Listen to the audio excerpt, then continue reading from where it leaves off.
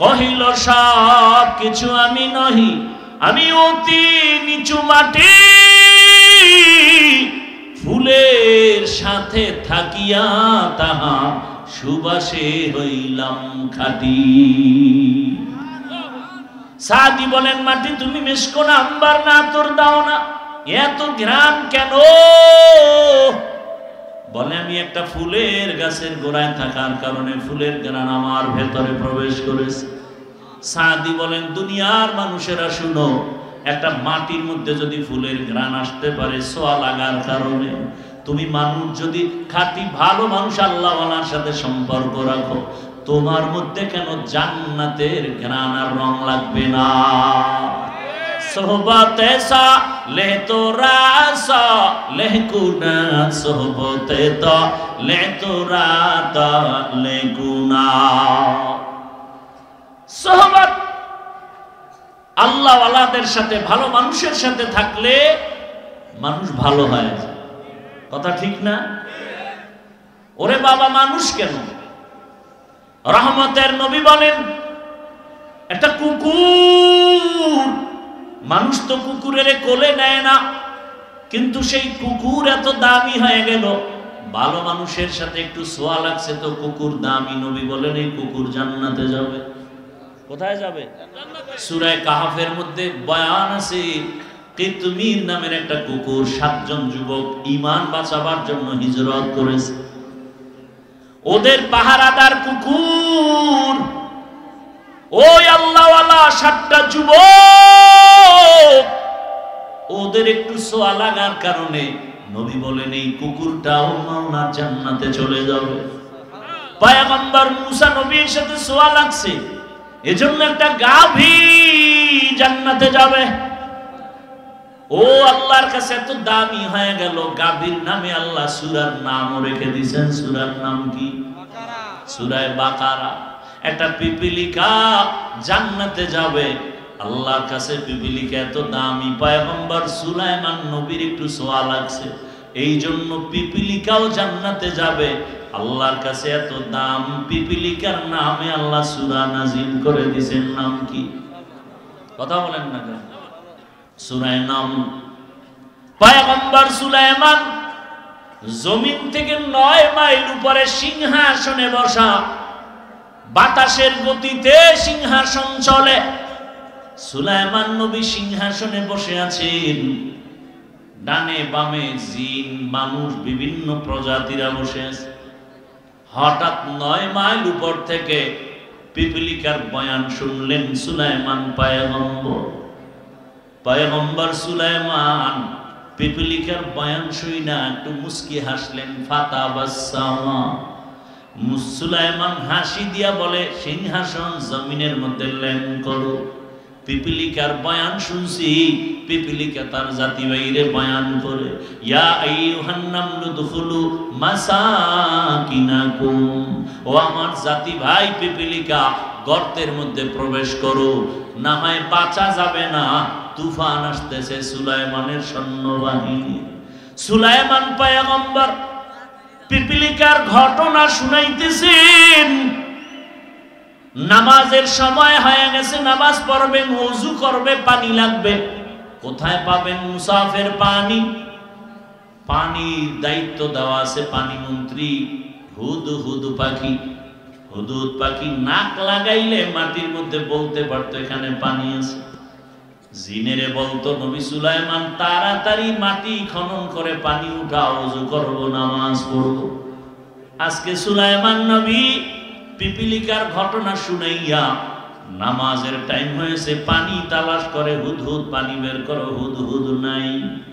পাখিদের উপদেশটা হলো ঈগল পাখি।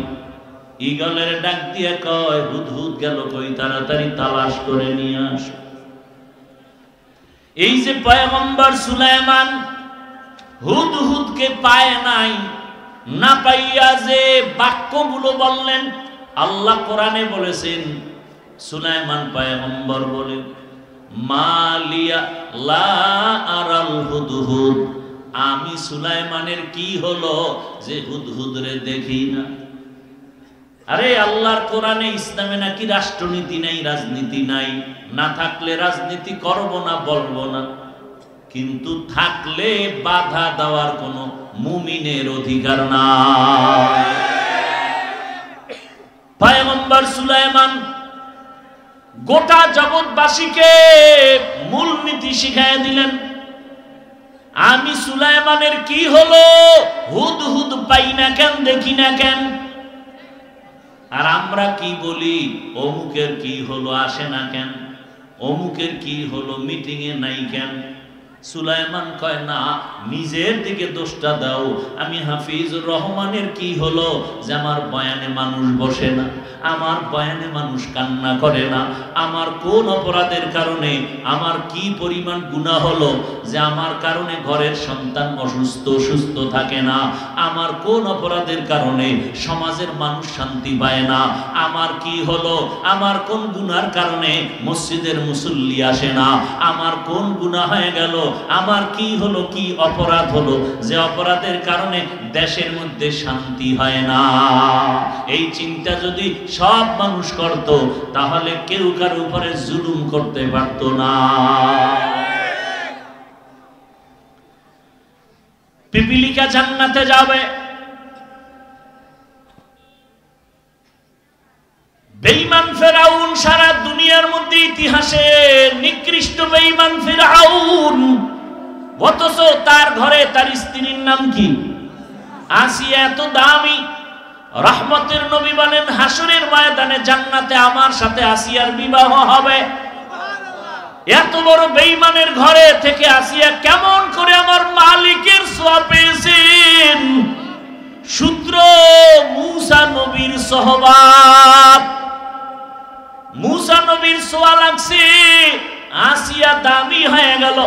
এত বড় বেঈমান ফেরাউনের ঘরে থাকিয়াও আসিয়া আমার আল্লাহর বিরোধিতা করে না, বরং এমন দামি হয়ে গেলেন। ফেরাউন এক পর্যায়ে, বড় ঘটনা আপনারা অনেকেই জানেন, আসিয়ার জবানে আমার মালিকের নাম শুনিয়া ফেরাউনের মাথা গরম হয়ে গেল। আসিয়া, খোদা তো আমি একা, তুই আবার কোন খোদার নাম নিছো? আসিয়া কয়, তোমারে যিনি বানাইছেন তিনি আমার একমাত্র মালিক। আসিয়ারে খানা দেয় না, ঘুমের বিছানা দেয় না। এক পর্যায়ে আসিয়াকে বাঁচাইতে ফিরাইতে না পারিয়া ফাঁসির মঞ্চ রেডি করলো, আসিয়াকে মেরে ফেলবে। আসিয়া কয়, আমি নারী হতে পারি, দুর্বল হতে পারি, তবে আমার ঈমান দুর্বল না। ফাঁসির মঞ্চেও দাঁড়ায় বলবো আমার আল্লাহ এক। আমি আমার মালিক ছাড়া কোন বেঈমানের সামনে মাথা নত করব না। জীবন যাবে, আবার ঈমান যাবে না। কি? আর তোমার কি খবর?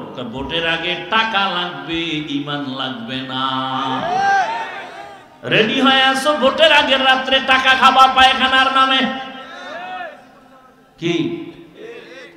তাও কি বরকতের টাইম, তাহাজ্জুদের টাইম? ভোটার প্রার্থীকে বলবে, টাকা দাও ৫,০০০, ভোট বিক্রি করলাম, আমার ঈমান যাক, ইজ্জত যাক, টাকা পাইলে সারব। আল্লাহ হেদায়েত দান করুন।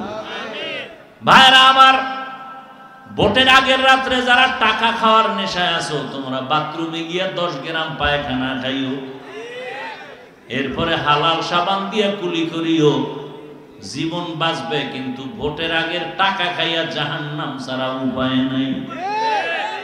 আল্লাহ হেদায়েত দান করুন। এরে আল্লাহর বান্দা, এই জন্য একটু আগে বলছি না, বিড়ালে শুটকি খাইছে, বিড়ালের বিচার হওয়ার আগে শুটকি দেখাইছে কোন বেয়াদবে, ওর বিচার হতে হবে। দুর্নীতি করে যারা, এদের বিচারের আগে দুর্নীতিবাজের পক্ষে যারা সমর্থন দিছে তাদের বিচার হতে হবে। ভাইরা আমার, এজন্য খুব সতর্ক, সাবধান। ওই আসিয়া আমার মালিকের এত প্রিয়, ফাঁসির মঞ্চে যায় আসিয়া, কোনো পেরেশানি নাই। বিদায় বেলা আসিয়া চোখের পানি ছেড়ে কান্না করে। মূসা নবীরে দেখে হেঁটে যায়, ডেকে বলেন, পয়গম্বর নবী মূসা, আপনি জানেন নি আমি আসিয়ার কি হালাত কয় জানি? আপনি তো আল্লাহর কাছে কথা বলতে চান, একটু বলবেন আমার আল্লাহ আমার উপরে রাজি না বেজার? নবী মূসা বলেন, আসিয়া তোমার উপরে আমার আল্লাহ বড় খুশি আছে, কোনো টেনশন নাই। আসিয়া কথা শুই না আসমানের দিকে তাকায় দোয়া করে, ক্বালাত রব্বি ইবনি লি ইনদাকা বাইতান ফিল জান্নাহ। ও দয়ার মালিক, এত বড় বেঈমান ফেরাউন ক্ষমতাওয়ালার ঘরে থাইকা আমার খানা নাই, ঘুমানের বিছানা পাই নাই। তোমার মায়ায় পড়িয়া আমি এই দুনিয়ার সব মায়া ত্যাগ করেছি, আরামের বিছানাও ত্যাগ করেছি। বিদায় বেলা এখন ফাঁসি হবে, একটা অনুরোধ, তোমার পাশে জান্নাতে একটা ঘর আমারে বানাইয়া দাও। আসিয়া কান্না করে, হঠাৎ চোখ খুলে দেখে আসিয়ার কান্না বন্ধ, হাসি চলে আসে। ফেরাউন কয়, বিপদ, হাসো কেন? বলে, বেঈমান তোর চক্ষু নাই, দেখো না, আমি আমার অন্তর চোখ দিয়ে দেখি। আমার মালিকের কাছে জান্নাতের ঘর চাইছি, ঘরের ছবি দেখা যায়। লক্ষ ফেরেশতা রেডি হয়ে আছে, আমার রূহটা জান্নাতে নিবেন, তাড়াতাড়ি আমাকে ফাঁসির মঞ্চে নাও। মরণের পর্দা পারায় গেলে আমার মালিকের সাথে আমার মুলাকাত হয়ে যাবে। ও পর্দার আড়ালের মা বোনেরা, ও যুবক, কয়দিন আর বাহাদুরি করবা? এখনো সময় আছে, তওবা করো। জীবনের আশা পূরণ করতে গিয়া দাড়ি কম কাটো নাই, নামাজ কম সারো নাই, বেপর্দায় কম চলো নাই, রাতের বেলা মোবাইলে গুনাহ কম করো নাই। এখনো কি আশা পূরণ হয় না রে বাবা? আর কত রাত মোবাইল চালাইলে তোমার আশা পূরণ হবে? আর কতবার দাড়ি কাটলে, নামাজ ছাড়লে, বেপরদায় চললে তোমার মনের আশা মিটবে বলো? এবং এ কথাও বলো, তোমার হায়াতের বাকি আছে কতদিন? বাসের নিচে যুবকের লাশ, পানির মধ্যে যুবকের লাশ, ঘুমের বিছানায় যুবকের লাশ। তোমার মতো জেনারেল লাইনের কত বান্দা তোমার লাইনে থাকি, স্কুলে কলেজে পড়ে, ব্যবসা করে, চাকরি করে, 5 ওয়াক্ত নামাজ পড়ে, অভাব নাই। বলো তোমার কপাল কেন খারাপ? তুমি কেন পারো না? তুমি ডাক্তার হও, ইঞ্জিনিয়ার হও, নামাজি হও, আল্লাহর মোহাব্বত নিয়ে রাসূলের আদর্শ মেনে চলো। ডাক্তার হলেও তোমার জীবন ধন্য, ইঞ্জিনিয়ার হলেও জীবন ধন্য। এমন ডাক্তার, এমন ডিসিএসপি আছে, 1 ওয়াক্ত নামাজ বাদ দেয় না, হালাল খায়, হারাম খায় না, ওই ডাক্তারের জীবন বড় ধন্য। ডাক্তার জাকির নায়েকের নাম না কে জানে, কে না চিনে, অথচ একজন হোমিওপ্যাথিক ডাক্তার জাকির নায়েক আজকে এত সম্মান। 1 ওয়াক্ত নামাজ বলতে গেলে জামাত ছাড়া পড়ে না। এরে আল্লাহর বান্দা, ডাক্তার হও, বাধা নাই, তবে মা বাবার দোয়া, শিক্ষকের দোয়া, উলামায়ে কেরামের দোয়া নিয়া নবীর আদর্শ মেনে কোরআনটা পড়ো। রোগী দেখবা, ডাক্তারি করবা, নামাজ পড়বা, তেলাওয়াত করে মা বাবার জন্য দোয়া করবা, জীবনটা তোমার সফল হয়ে যাবে, দুনিয়াও তোমার ধন্য, আখিরাতও ধন্য হবে। আর যদি ডাক্তার হও তবে বেয়াদবি করো, তাসলিমার মতো জুতার বাড়ি খেয়ে দেশ থেকে পালাতে হবে। অতএব আমার অনুরোধ, বাবা এখনো সময় আছে, তওবা করো। আল্লাহকে মনে মনে বলো, হে আল্লাহ, জীবনে আর নামাজ ছাড়বো না, দাড়ি কাটবো না, বেপরদায় চলবো না। মা বাবার দোয়া নিয়া, শিক্ষকের দোয়া নিয়া, উলামায়ে কেরামের পরামর্শ নিয়া নবীর সুন্নাত অনুযায়ী চলবো। ও পর্দার আড়ালের আম্মা জানেরা, বোনেরা, আপনার মতো কত মা এখনো পর্দা করে, নামাজ পড়ে, স্বামীর মাল হেফাজত করে, মোবাইলে সময় নষ্ট করে না, বেপর্দায় মার্কেটে মার্কেটে দৌড়ায় না। এরে আম্মা জান, এই মাদ্রাসার স্টেজে আজ কত সন্তানের মাথায় পাগড়ি দেয়া হলো, এরা আলেম, এরা হাফেজে কোরআন, এদের মা বাবার মতো ধন্য মা বাবা কে হবে? আমি বলি না আপনার সন্তানটাকে হাফেজ বানাবেন, আলেম বানাবেন, আমি বলি ডাক্তার বানান, তবে কোরআনের নূরটা সিনায় দিয়া দেন। সন্তান ডাক্তার হলেও আপনার জীবনটাও সুনামে ধন্য হবে।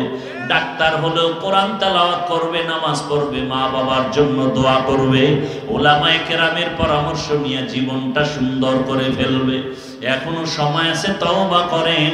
আর মনে মনে আল্লাহকে বলেন, আর বেপরদায় চলবেন না, আর স্বামীর মাল খেয়ানত করবেন না, মোবাইলে সময় নষ্ট করবেন না, নামাজ ছাড়বেন না। ও বৃদ্ধ বাবাজিরা তওবা করেন, যুবক বাবারা তওবা করো। আল্লাহর কাছে যদি খাঁটি অন্তর দিয়া তওবা করতে পারো রে বাবা, আমার আল্লাহ এত দয়ার মালিক, জীবনের গুনাহ মুহূর্তে মাফ করে দিবেন।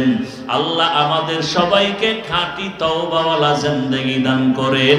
তওবার নিয়ত যদি অন্তরে থাকে, মুনাফিকি যদি অন্তরে না থাকে, খাঁটি তওবার নিয়ত যাদের আছে, দুটো হাত আমার আল্লাহকে দেখায় দেই।